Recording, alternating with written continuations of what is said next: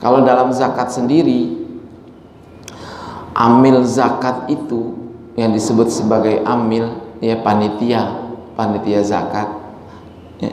Dalam syariat tidak pernah ada ketentuan bagiannya sekian.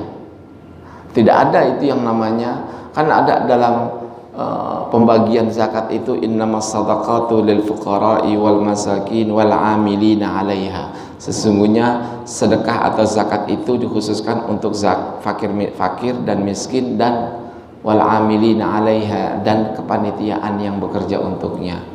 Nah, asnaf 8 yang disebutkan dalam Al-Quran ini tidak disebutkan berapa jatah masing-masing, ya, jatah masing-masing, fakir berapa, miskin berapa, itu tidak disebutkan. Sampai panitia juga nggak disebutkan. Karena kenapa?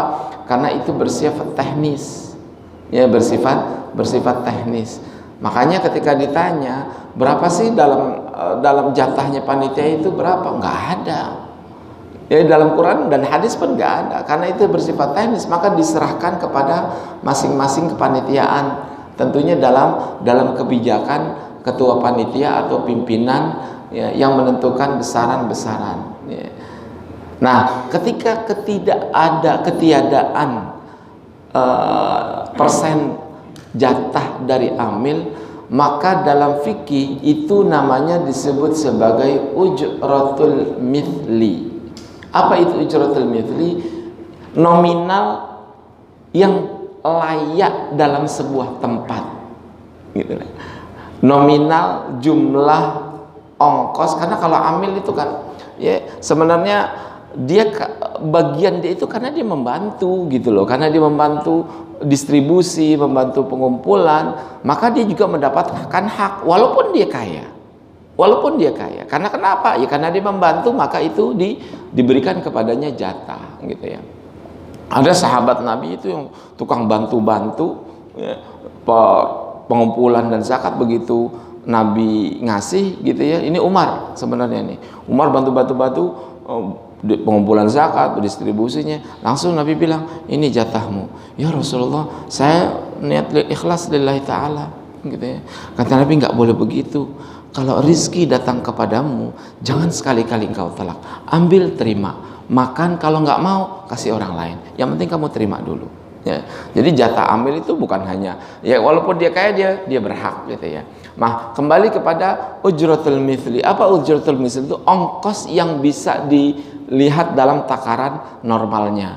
Gitu. Normalnya berapa sih? Tentu normalnya sebuah tempat antara Jakarta dengan pedesaan berbeda, antara perkantoran dengan yang di bawahnya itu berbeda. Nah, itulah kemudian akhirnya ada ruang lingkup yang dalam syariat itu, wa idza sakata anha fala tasalu wa idza sakata fala tasalu, gitu. Rahmatan lakum ghairun nisyan.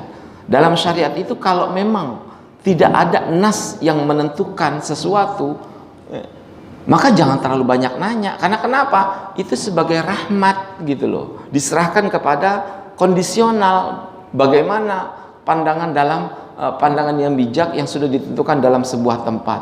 Itu hakikatnya bukan Quran atau Nabi luput menyebutkan hal tersebut, tapi diserahkan kepada sosial, ya, diserahkan kepada daerah, seberapa kiranya jumlah yang pantas, gitu loh. Ya, tentu tidak terlalu sedikit sehingga merugikan, tidak terlalu besar juga sehingga membuat timpang.